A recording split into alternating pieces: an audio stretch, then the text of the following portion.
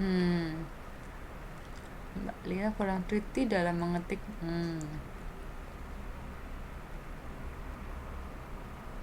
Oke, seperti halnya manusia memiliki skill yang berbeda, begitu juga sumber daya alam suatu negara.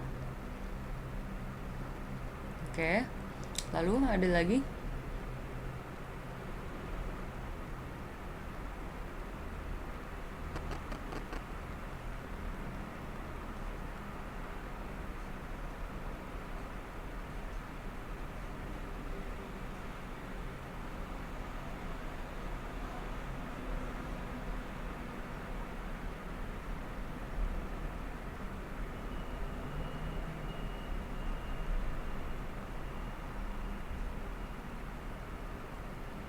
Begitu ya.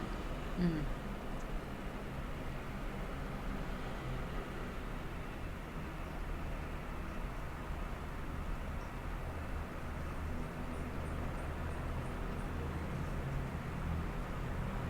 Sebentar aku sambil ngejelasin ya, sambil nunggu kalian ngetik sambil aku jelasin. Diselesain aja itu tuh yang tadi tadi ada yang lagi ngetik, diselesain aja. Just as individuals are not equally endowed with specific abilities. Mungkin teman-teman nggak tahu ya endo tuh apa sih. Cuman kalau dilihat secara garis besar, just as individual are not equally tahu dong ya, nggak rata gitu ya, nggak sama ya. With specific abilities itu udah tahu ya, nggak usah kata endotnya dulu, itu sebenarnya udah tahu. Are not equally something titik with specific abilities. Jadi setiap individu itu nggak rata ya. Ini aku kasarnya dulu ya ngomongnya. Setiap individu itu nggak rata dengan kemampuan spesifik masing-masing gitu ya. Jadi intinya tahu dong, intinya keahlian tiap orang nggak sama gitu ya, beda-beda. Terus dia bilang apa lagi? Societies or nation. Societies tahu ya. Nation tahu juga ya. Societies or nation are relatively more or less fortunate. Relatively tahu ya, kayak bahasa Indonesia secara relatif gitu ya. More or less juga tahu ya. Lebih banyak atau sedikit. Fortunate itu apa? Beruntung. Fortunate in their natural resources or adept in certain skills.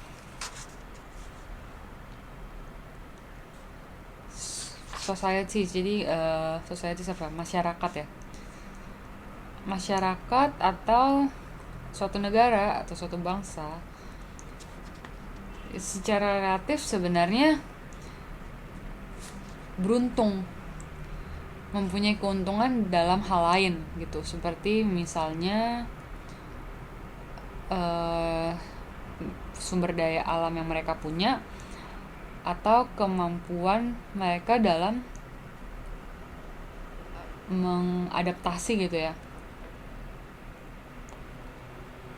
mengadaptasi untuk skill, keahlian-keahlian tertentu gitu ya. Jadi intinya keahlian manusia itu beda-beda gitu ya, sama seperti di setiap komunitas, di setiap masyarakat atau bangsa, mereka juga secara relatif punya kelebihan masing-masing gitu lah intinya. Ada satu bangsa yang mempunyai kelebihan apa dalam sumber daya alamnya gitu ya. Ada satu masyarakat yang mempunyai kelebihannya apa, dia mudah beradaptasi untuk menguasai keahlian tertentu gitu ya, atau mereka emang secara satu masyarakat gitu ya, mereka mahir dalam menciptakan sesuatu ya. Apa masih bingung?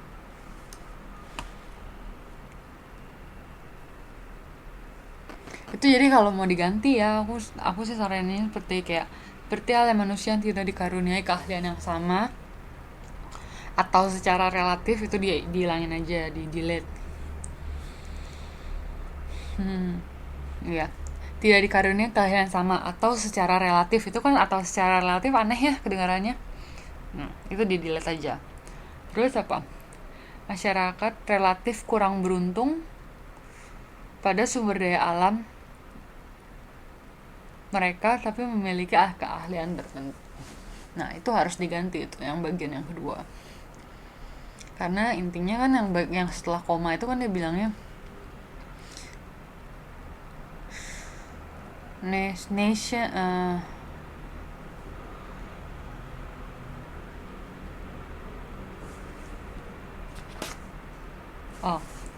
societies or nations are relatively more or less fortunate in their natural titik lah.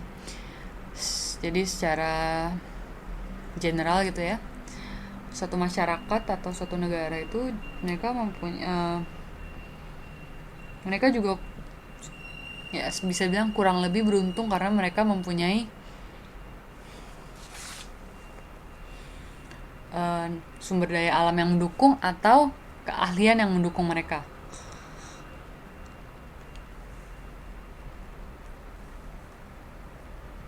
Karena kemampuan setiap manusia berbeda, sehingga sumber daya alam yang dihasilkan juga berbeda sesuai dengan keahlian masing-masing. Nggak gitu, maaf ya. Tapi intinya bukan gitu-gitu. Intinya bukan gitu. Dia hanya ini compare apa namanya? Sedang compare ini yang namanya individual, semua individual kan punya ini beda-beda gitu ya. Apa namanya? Keahliannya. Iya betul. Keahliannya berbeda-beda ya setiap orang, setiap individual. Sama mirip gitu seperti satu negara atau suatu masyarakat gitu. Intinya gitu, secara garis besar sebenarnya intinya gitu. Karena di bawahnya, karena teman-teman lihat lagi di bawahnya untuk kalimat kedua. For example, contohnya. Jadi kan di atas kan sudah menerangkan gitu ya secara general ya. Di bawahnya contohnya untuk mempertegas, untuk memperjelas argumen yang sebelumnya. Dia bilang, for example, the climate of France permits the production of exceptionally good wine. Yang namanya exceptionally itu biasanya sesuatu yang bagus banget gitu, yang mempunyai standar yang tinggi gitu ya. Jadi kan dia bilang secara contohnya di Prancis itu cuacanya tuh sangat mendukung untuk memproduksi anggur, wine ya, anggur atau wine yang sangat baik. Wine ya. Dia bilang apa? Itu satu contoh di Prancis, karena cuacanya bagus, jadi mereka bisa memproduksi anggur yang sangat baik. Satu. Contoh kedua apa? The soil of itu provinsi itu yang namanya susah. The soil of Saskatchewan province in Canada is particularly well suited to wheat production. Wheat itu apa? Gandum. Terus yang kedua contohnya juga tentang satu negara ya, atau satu area ya. Dia bilang, tanah di bagian provinsi itu di Kanada tuh sangat baik, sangat cocok untuk memproduksi gandum. Oke. Jadi Prancis karena cuaca bisa menghasilkan anggur yang bagus. Di Kanada karena tanahnya yang cocok bisa memproduksi gandum yang bagus gitu ya. Itu ada dua. Contoh ketiga apa? An abundant labor force allows the Japanese to specialize in such item as transistor radios. Jadi ini apa? An abundant labor force. Abundant tuh apa? Abundant tuh banyak ya. Jadi tenaga kerja yang banyak, atau bisa juga itu kan ada force ya, seperti tekanan gitu ya. Tekanan untuk para pekerja itu cukup tinggi, bilang saja seperti itu ya. Allows the Japanese to specialize in such items. Iya betul. Tahu ya, orang-orang Jepang itu mereka punya culture-nya tuh begitu gitu. Disiplin tingkat tinggi gitu ya. Terus mereka juga punya tekanan gitu. Kalau mereka kerja, mereka harus menciptakan yang terbaik. Apa-apa harus yang terbaik gitu. Itu kan contoh yang ketiga ya. Jadi situasi di Jepang itu begitu. Gitu. Nggak ada yang namanya orang tuh nggak banting tulang berusaha keras untuk menyelesaikan sesuatu atau menyelesaikan tugasnya gitu ya.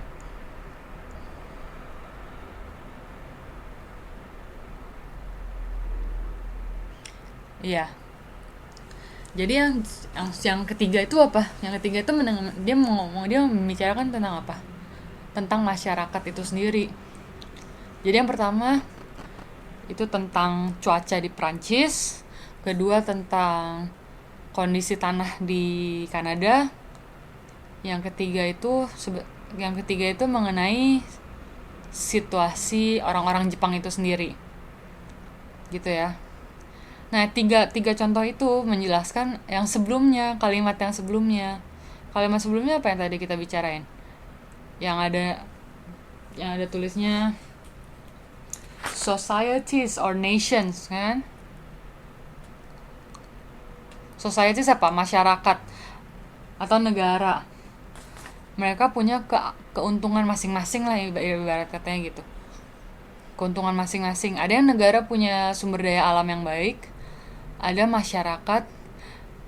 satu kelompok masyarakat yang mempunyai keahlian tertentu, bilangnya gitu ya. Sebentar, tadi Mbak Vivi ada ini ya. Aku baca dulu. Iya, kalau seandainya manusia, sumber daya manusia. Cuman di sini nggak ada bilangnya human resource, ada nggak kata-katanya?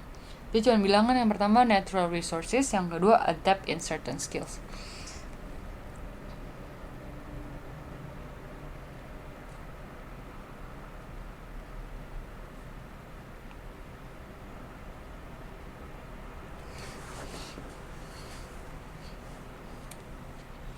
Oh, oke.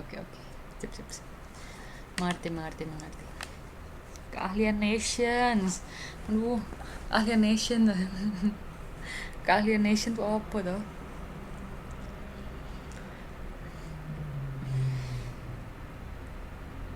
Keahlian masyarakat ya, betul. Gitu ya.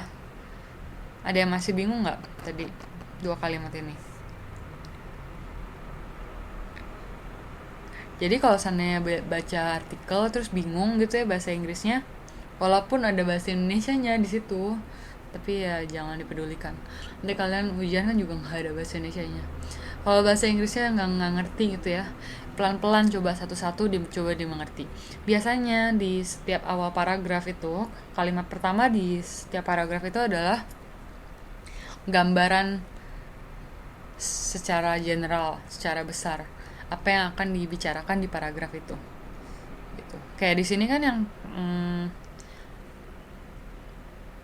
kalimat yang pertama itu dia sebenarnya mendeskripsikan apa yang akan dibicarakan sama dia di paragraf keempat itu, atau di bagian yang ini gitu. Selanjutnya baru ada namanya penjelasan lebih. Kalau di namanya pas ketika pertama kali baca pasti nggak ngerti, dijamin deh. Aku sendiri kalau baca artikel mesti baca berulang-ulang baru ngerti. Jadi yang namanya mau translate itu baca dulu source language-nya tuh berulang-ulang kali. Berulang-ulang kali itu jangan yang cuma baca-baca dari awal sampai dibaca sampai akhir, enggak. Bacanya pelan-pelan dimengerti. Bukan yang namanya skimming. Tahu ya skimming ya? Skimming tuh baca cepet, yang cuma baca cepet gitu. Mungkin 10 detik udah selesai gitu bacanya. Itu skimming namanya. Tapi kalau untuk translation kita nggak ada yang namanya skimming, karena kita harus ngerti kontennya. Gitu. dibaca saat pertama semuanya nggak ngerti. Kalau saya baca skimming bablas sang. Iya, gak ada yang ngerti kalau cuma skimming itu, nggak bakal bisa namanya translate. Kalau kebiasaannya gitu ya, orang kalau translate tuh kalau ujian waktunya terbatas, Miss. Iya, tapi aku yakin mereka tuh pihak UT juga mereka memperhitungkan hal ini gitu ketika mereka bikin ujian, menentukan ujian gitu buat kalian gitu. Karena mereka juga tahu namanya translation itu ya nggak ada yang namanya orang baca langsung ngerti gitu. 2, 3, 4 kali baru mengerti kira-kira dia ngomongin apa sih gitu ya. Udah tahu ngomongin apa intinya, baru coba translate. Dan translate-nya itu jangan satu kata atau satu kalimat gitu ya. Coba translate, kan udah ngerti, jadi kan kayak tadi kan kita udah coba ngerti dulu, kayak waktu itu yang kita TTM juga gitu kan, kita bicarain dulu kan ngomonginnya tentang apa sih gitu, samain persepsi kan kita di situ, dicoba mengerti dulu. Jadi yang kalimat pertama tuh dia ngomonginnya apa, kalimat pertama dia bilang setiap orang tuh punya secara kasar aja gitu ya bilangnya gitu, setiap orang itu punya keahlian beda-beda ya, mirip seperti yang namanya satu masyarakat, sekelompok masyarakat atau suatu negara yang punya keuntungan masing-masing gitu, atau keahlian apa ya, di sini kan tulisnya fortunate ya, kayak semacam keuntungan masing-masing. Kalau negara itu mengenai sumber daya alamnya gitu ya. Kalau tentang masyarakat itu membicarakan mengenai apa, keahlian mereka gitu ya. Betul, keahlian mereka. Itu intinya gitu, yang kalimat pertama udah plek, udah ngerti. Oh ya udah ngerti. Oke. Selanjutnya for example. Nah, kalau udah for example udah lumayan mendingan karena garis besarnya kamu udah tahu, udah ngerti, bawahnya itu detailnya. For example, the climate of France permits the production of exceptionally good wine. Mungkin di sini kan kata yang kurang jarang didengar tuh apa? Permits. Tapi permits sudah tak kayak bahasa Indonesia namanya permit. Ya, permis. Memperbolehkan gitu ya. Exceptionally mungkin juga jarang dengar, cuman ya betul, mengizinkan gitu ya, permit ya. Terus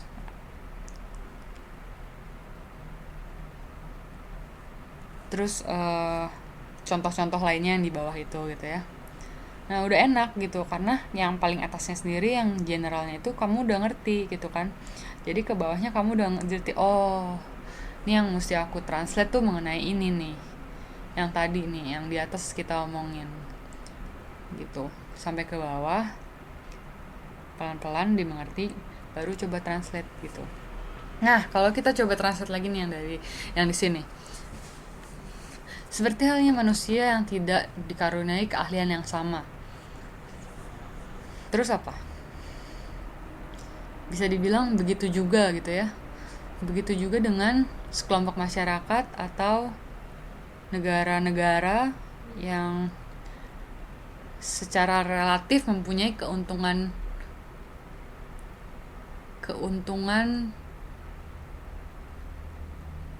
masing-masing di bidang sumber daya alam atau keahlian masyarakatnya. Kedengarannya bagaimana? Kedengarannya cukup ini ya.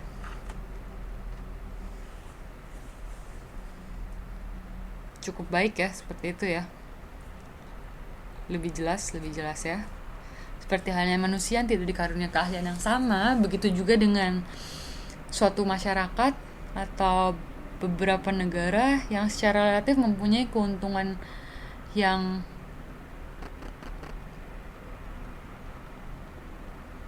yang berbeda di bidang masing-masing, atau keuntungan yang berbeda di bidang sumber daya alamnya atau keahlian masyarakatnya gitu ya. Nah itu kan udah jelas tuh. Itu bagus karena dari awal sampai akhir itu jadi satu kesatuan gitu. Nah baru bawahnya for example, misalnya ada 3 contoh. Cuaca,